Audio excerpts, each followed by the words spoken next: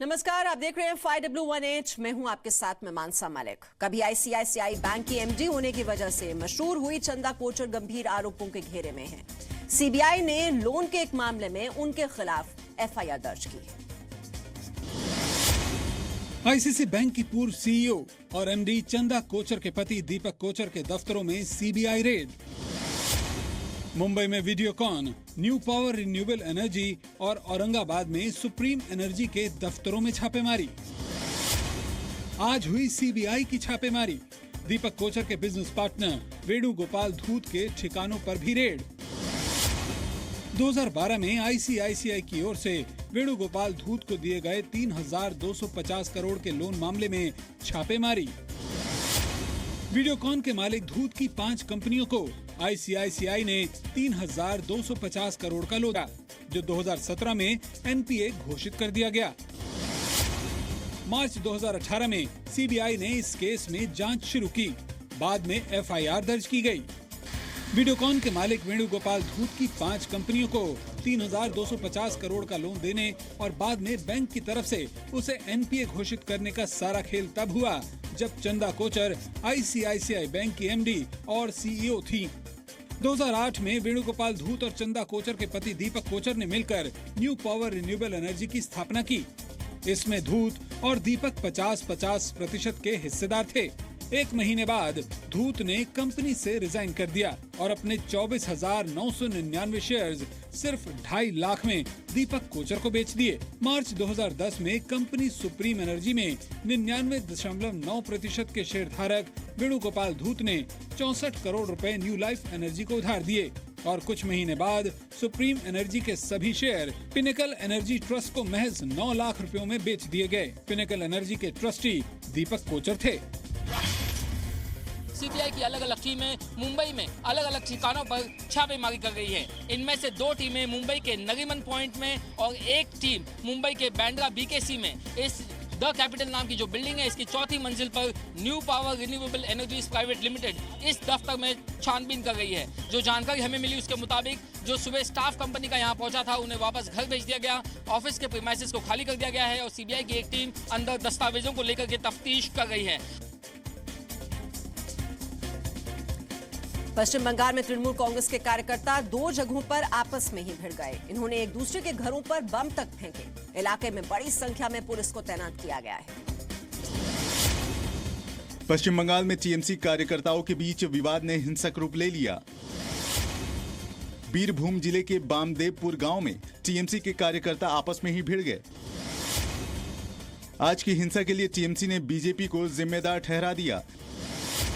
गांव के लोगों ने एक दूसरे के घरों पर बम भी फेंके। कई जगह तोड़फोड़ के निशान भी दिखे। कल सरसों की फसल काटने को लेकर यहां के लोगों में विवाद हुआ था। आज इसने हिंसक रूप ले लिया।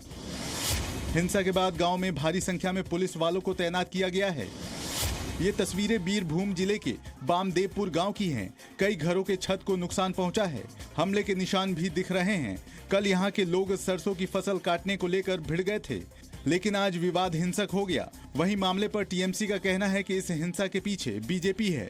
वहीं आज मुर्शिदाबाद में भी टीएमसी कार्यकर्ताओं के बीच झड़प हुई। घटना कोंडी ब्लॉक की है। विवाद टेंडर भरने को लेकर बढ़ा। दोनों पक्षों ने एक दूसरे पर पत्थर फेंके। हिंसा के बाद पुलिस को तैनात कर दिया गया है। बैलेट पेपर से वोटिंग को लेकर तमाम अटकलों को चुनाव आयोग ने खारिज कर दिया है। इसी के साथ ईवीएम को लेकर बहस पर भी विराम लग गया। मुख्य चुनाव आयुक्त का बयान, बैलेट पेपर युग में लौटने का सवाल ही नहीं उठता। मुख्य चुनाव आयुक्त सुनील अरोड़ा ने दिल्ली में कहा, ईवीएम और वीवीपैट का इस्तेमाल जारी रहेगा। हाल ही में लंदन में एक साइबर एक्सपर्ट का दावा, 2014 के लोकसभा चुनाव में ईवीएम हैक किया गया। ईवीएम हैकिंग के शक में कई राजनीतिक दल बैलेट पेपर से चुनाव कराने की मांग कर रहे हैं।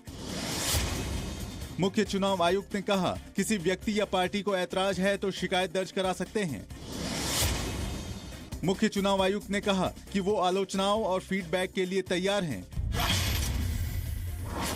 हाल ही में लंदन में हैकाथॉन के दौरान एक साइबर एक्सपर्ट ने दावा किया कि वो ईवीएम डिजाइन टीम का सदस्य था और भारत में इस्तेमाल हो रहे ईवीएम को हैक कर सकता है।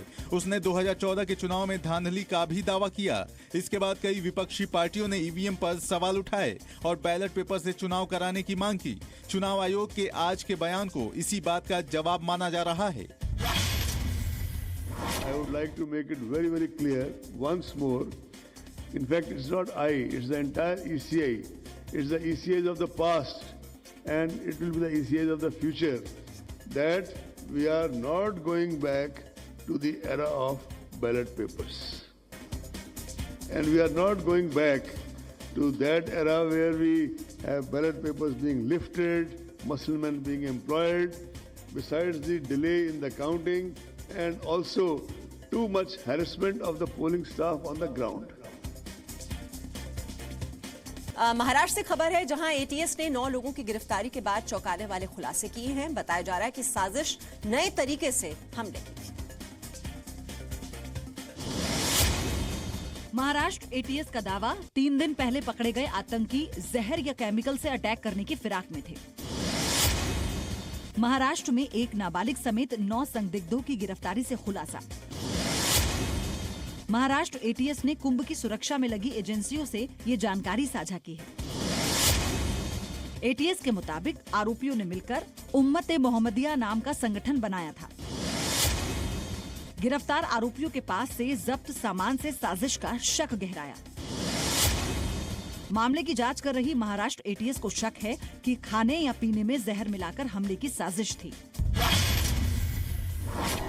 महाराष्ट्र के मुंब्रा, ठाणे और औरंगाबाद से पकड़े गए लोगों में से एक नाबालिग है, उसे सुधार गृह में रखा गया है, जबकि बाकी 8 संदिग्धों से एटीएस कस्टडी में लेकर पूछताछ कर रही है। इनमें से एक मजहर अलबारी डी कंपनी का शार्प शूटर है और वो अंडरवर्ल्ड के भगोड़े राशिद मालबरी का बेटा भी है। पकड़े गए लोगों में से एक संदिग्ध का संबंध आईएसआईएस से पाया गया है। एटीएस सभी एंगल से मामले की जांच कर रही है। अलीगढ़ मुस्लिम यूनिवर्सिटी में तिरंगा यात्रा निकालने को लेकर विवाद हो गया है। इसमें शामिल छात्रों से जवाब मांगा गया है। अब सवाल ये भी उठ रहे हैं कि तिरंगा यात्रा निकालने से किसका अपमान हो रहा है। अलीगढ़ मुस्लिम यूनिवर्सिटी में तिरंगा यात्रा निकालने वाले छात्रों को नोटिस, 24 घंटे के अंदर मांगा जवाब। छात्रों ने बाइक पर सवार होकर यूनिवर्सिटी कैंपस में तिरंगा यात्रा निकाली। मंगलवार को निकाली गई तिरंगा यात्रा छात्रों ने वंदे मातरम और भारत माता की जय के नारे लगाए। यूनिवर्सिटी के छात्र अजय सिंह और सोनवीर को कारण बताओ नोटिस जारी हुआ। तिरंगा यात्रा की इजाजत न लेने का आरोप। तिरंगा यात्रा निकालने वाले छात्रों पर असामाजिक तत्वों के साथ यात्रा निकालने और कैंपस का शैक्षणिक माहौल खराब करने का आरोप लगा। यात्रा का आयोजन इंजीनियरिंग कॉलेज के नजदीक एथलेटिक्स ग्राउंड से बाबे सैयद तक किया गया। नोटिस पाने वाले छात्रों का कहना है कि तिरंगा यात्रा का मकसद शहीद जवानों के परिवारों को आर्थिक मदद के लिए जागरूक करना था। छात्रों का दावा है कि उन्होंने 3 दिन पहले ही यात्रा की इजाजत के लिए आवेदन दिया था, लेकिन ना तो उसे खारिज किया और ना ही इजाजत दी गई। वहीं यूनिवर्सिटी प्रशासन की दलील है कि विश्वविद्यालय परिसर कोड ऑफ कंडक्ट से चलता है, कैंपस के अंदर मनमानी नहीं की जा सकती। इन लोगों का दोहरा रवैया है। ये परमिशन उन लोगों को तो दे देते हैं जो नमाज जनाजा करते हैं मन्नान वानी की, उन लोगों को दे देते हैं जो नमाज जनाजा करते हैं अफजल गुरु की।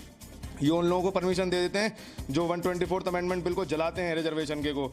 ये उन लोगों को परमिशन दे देते हैं जो फौजियों के खिलाफ मार्च निकालते हैं। ये दोहरा रवैया है प्रॉक्टर साहब का, वीसी साहब का, और मैं इसके खिलाफ कंप्लेन करूंगा। यूनिवर्सिटी जो है rules and regulations students code of conduct के तहत होती है और जाहिर सी बात है अगर कहीं किसी वजह से परमिशन नहीं होती है और उसका उल्लंघन होता है, जो रूल्स एंड रेगुलेशंस के तहत कार्रवाई होगी। उसी कार्रवाई के तहत 2 बच्चों को नोटिस भी दिया गया प्रॉक्टर की तरफ से। छात्रों को नोटिस के बाद यूनिवर्सिटी कैंपस से लेकर बाहर तक राजनीति गरमाने लगी है। अलीगढ़ के बीजेपी सांसद ने तो छात्र अजय सिंह को यात्रा निकालने के लिए बाकायदा बधाई तक दे डाली। हिंदुस्तान के अंदर हिंदुस्तान का ध्वज लहराना कोई अपराध नहीं है। ये कहीं भी लहराया जा सकता है, चाहे एएमयू हो, और वो भी एएमयू अलीगढ़ में, वो भी उत्तर प्रदेश में है, उसमें भी कोई ऑब्जेक्शन कर सकता है क्या? वो कतई बर्दाश्त नहीं किया जाएगा। लखनऊ का गोमती रिवर फ्रंट फिर से चर्चा में है, अपनी खूबसूरती के लिए नहीं बल्कि घोटाले को लेकर। 4 राज्यों में ईडी की टीम ये पता लगाने में जुटी है कि घोटालेबाजों के तार कहां तक जुड़े हैं। गोमती रिवर फ्रंट घोटाले को लेकर बड़ी कार्रवाई, ईडी ने कई जगह छापेमारी की। यूपी, राजस्थान, दिल्ली और हरियाणा में ईडी के अधिकारियों ने छापेमारी की। यूपी में योगी सरकार बनने के बाद जांच के आदेश दिए गए थे। जांच के दायरे में इंजीनियर, ठेकेदार और गेमन इंडिया कंपनी है, इन सभी के यहाँ छापेमारी हो रही है। आरोप है कि इंजीनियर, ठेकेदार और कंपनी ने मिलकर घोटाला किया। जांच में कई कमियां निकली, योगी ने इसे लेकर केंद्र सरकार को भी चिट्ठी लिखी है। गोमती रिवर फ्रंट का काम यूपी के पूर्व सीएम अखिलेश यादव के कार्यकाल में हुआ। आरोप है कि 1400 करोड़ रुपए से ज्यादा खर्च होने के बावजूद इसका काम पूरा नहीं हो पाया। अब सवाल अखिलेश यादव सरकार पर भी उठ रहे हैं। 10वीं और 12वीं की परीक्षा देने वाले बच्चों से पीएम मोदी इस बार भी बात करेंगे। कार्यक्रम दिल्ली में होगा, लेकिन कई देश से छात्र और शिक्षक इससे जुड़ेंगे। प्रधानमंत्री नरेंद्र मोदी इस बार भी छात्रों के साथ परीक्षा पर चर्चा करेंगे। दिल्ली के तालकटोरा स्टेडियम में कार्यक्रम होगा। बच्चों के अलावा अभिभावकों और शिक्षकों को पीएम टिप्स देंगे। 29 जनवरी को पीएम मोदी 2000 छात्रों से सीधे बात करेंगे। 12 से ज्यादा देशों में 14 करोड़ छात्र, शिक्षक और अभिभावक इसे देखेंगे। पीएम मोदी छात्रों को बताएंगे कि तनाव मुक्त रहकर परीक्षा कैसे दिया जाए। पीएम मोदी ने माई जीओवी ऐप के जरिए 1 लाख लोगों में से 2000 लोगों को इस कार्यक्रम के लिए चुना है। 29 जनवरी को दिल्ली के तालकटोरा में होने वाले टाउन हॉल का विषय है परीक्षा पर चर्चा। इस अभियान में शिक्षकों और अभिभावकों की क्या भूमिका होनी चाहिए, ये भी पीएम मोदी बताएंगे। पिछले साल फरवरी में हुए ऐसे ही टाउन हॉल को लगभग 7 करोड़ लोगों ने देखा था। इस बार भी शायद दुनिया के पहले प्रधानमंत्री है कि जो परीक्षा जैसे गैर राजनीतिक विषय पर चर्चा करते हैं। इस बार वो छात्रों से, अभिभावकों से और अध्यापकों से, तीनों संबंधित जो घटक है उन सबसे संवाद करेंगे। इस बार 7 करोड़ की जगह 14 करोड़ लोग ये देखेंगे। गुरुग्राम में आज एक इमारत गिर गई और 4 लोगों की जान चली गई। पुलिस आरोपी बिल्डर की तलाश में जुटी है। गुरुग्राम में 4 मंजिला इमारत ढहने से बड़ा हादसा, कई लोग मलबे में दबे। गुरुग्राम के गांव उल्लाहवास में निर्माणाधीन इमारत गिरने से हादसा, राहत बचाव में जुटी एनडीआरएफ टीम। हादसा सुबह करीब 5 बजे हुआ। आसपास की इमारतों को भी नुकसान पहुंचा। उल्लाहवास गांव का रहने वाला बताया जा रहा है बिल्डर। पुलिस ने शुरू की तलाश। ठंड की वजह से सीमेंट की पकड़ मजबूत नहीं बन पाई, जिससे 4थी मंजिल का लेंटर ढह गया। प्रशासन के मुताबिक ये बिल्डिंग बिना किसी टेक्निकल एक्सपर्टाइज के बनाई जा रही थी। बिल्डिंग के निर्माण में लगे मजदूर भी यहीं पे रह रहे थे। अचानक बिल्डिंग ढहने से कई मजदूर मलबे में दब गए और चीख पुकार सुनकर आसपास के लोग मदद के लिए पहुंचे। 5:09 पे या 8 मिनट पे ऐसे ही मैं बाहर निकला था, जब बाहर वॉकिंग करने के लिए गया। जब पीछे तक आया एकदम तो धुंध सी छा गई, अंधेरा सा आ गया, थोड़ा पूरा बड़ुआ सा एकदम टाइप में उस टाइम पे। एनडीआरएफ की टीम अब यंत्रों के सहारे ये पता लगा रहे हैं कि अंदर कोई जिंदा है या नहीं है। ये जो टीम है, इनके हाथों में जो तारे हैं, इससे पता लगाया जाता है कि अंदर हार्ट बीट चल रही है या नहीं चल रही है। और हम देख सकते हैं जहाँ बिल्डिंग गिरी है, अंदर बर्तन फंसे हुए हैं, बैग फंसे हुए हैं, लोगों के फंसे होने की बात कही जा रही है।